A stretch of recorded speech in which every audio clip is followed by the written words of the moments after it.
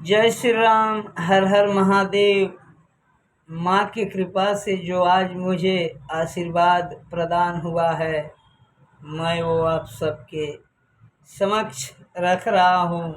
यदि आपने इन शब्दों को अपने जीवन में ग्रहण कर लिया, सुनिश्चित कर लिया कि मुझे इसी धर्म सूत्र पे चलना है और मेरा यही सनातन सत्य धर्म है, तो आपको कोई मनुष्य, कोई व्यक्ति के पास जाने की ज़रूरत नहीं पड़ेगी, क्योंकि ये पूरा संसार भ्रम में भटक रहा है और भ्रमित हो रहा है।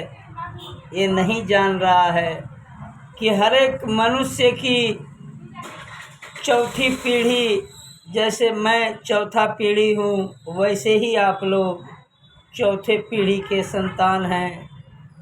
जो जीवात्मा ये अमर है, अपने कर्म बंधनों से मुक्ति पाना चाहता है। जैसे कहते हैं, मृत्युंजय महादेवा त्राहिमाम शरणागतम, जन्म मृत्यु जराजयी पीड़ितम कर्म बंधनम। तो ये जो जीवन मरण का खेल जो लोग इसमें लीलाएं रच रहे हैं, ये हैं स्वयं जगदीश्वर, जगदीश, ब्रह्मा, विष्णु, महेश। जो ये तीनों, जैसे मेरे पिता ने मुझे जन्म दिया, मैंने अपने पुत्र को जन्म दिया, इसी लीला में हमारा और आपका जीवन का अंत हो जाता है। मगर इसके बाद जो जीवात्मा शरीरधारी रूप में प्रवेश होता है, वो है हमारे पिताजी के पिताजी, उनके पिताजी के पिताजी, उनके पिताजी के पिताजी, जिसके कारण इस सृष्टि पे धर्म का मार्ग सुनिश्चित होता है। और जिसके खानदान में अधर्म हुआ होगा, वो धर्म गुरु बन के इस संसार को विनाश की ओर लेकर के चले जाते हैं।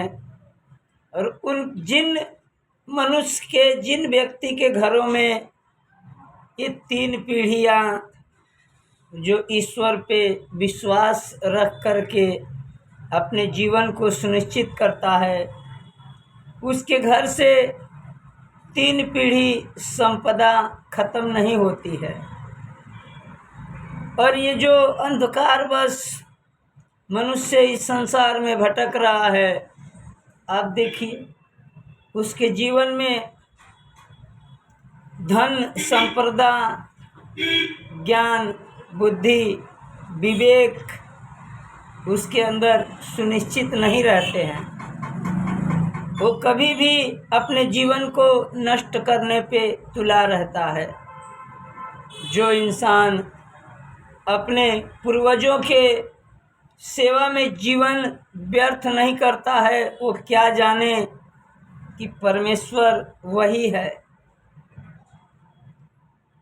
स्वयं जगत का संचालन करने वाला वही है।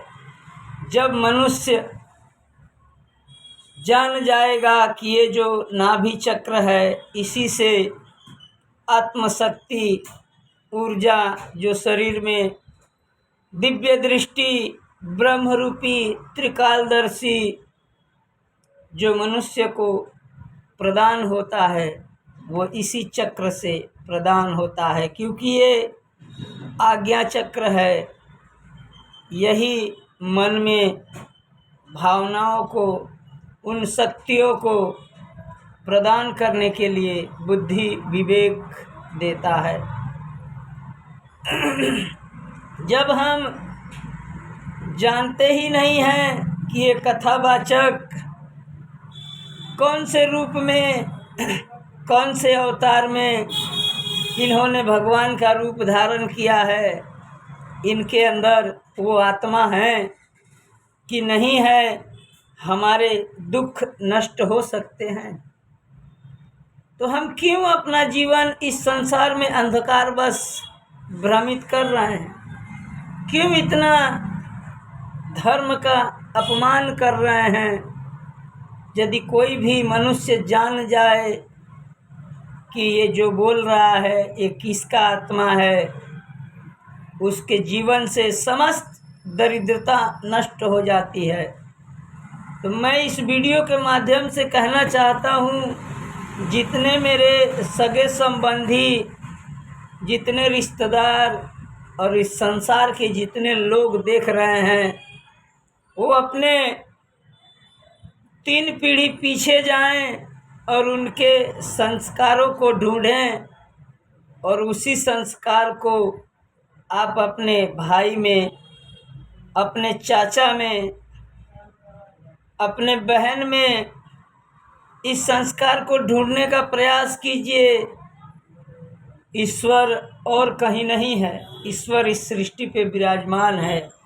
बस आप अपने हृदय से पर्दा को हटाइए और अंधकार को मिटाइए, क्योंकि वही आत्मा आपका दुख तकलीफ दूर कर सकता है, जो स्वयं अगस्त ऋषि हो, वाल्मीकि हो, दशरथ जी हो, राजा रामचंद्र जी हो। क्योंकि राजा रामचंद्र जी को भी माता महालक्ष्मी को त्यागना पड़ा। जब सती जब इस भूमि में धारण हो गई तो उनको भी इस भूमि में धारण होना पड़ा। तो हम सब क्या हैं?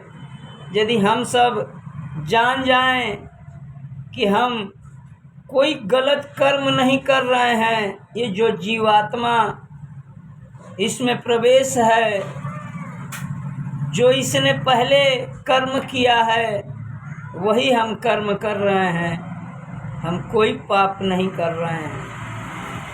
मुझे क्या मालूम कि मैं आपके समक्ष इतना सत्यवाणी प्रकट कर सकता हूँ, मगर मैं ये पूर्ण विश्वास के साथ कहता हूँ कि जब आप इन सब शब्दों को ढूंढने का प्रयास कीजिएगा तो आपको स्वयं नारायण का दर्शन हो जाएगा और वो बोलेंगे कि जाओ मंगलमय हो, तुम्हारा सब कार्य हो जाएगा। तो आप कब तक भटकते रहिएगा इन धीरेन्द्र शास्त्री के पास, प्रेमानंद जी के पास, पंडित अनिरुद्धाचार्य के पास, ये प्रदीप मिश्रा के पास। जितना समय आप अंधकार में भटका रहे हैं उतना समय ध्यान वृद्धि में लगाइए, आपका विवेक सही हो जाएगा, सारे ग्रह अनुकूल हो जाएंगे और आपका जीवन धन्योधन्य हो जाएगा।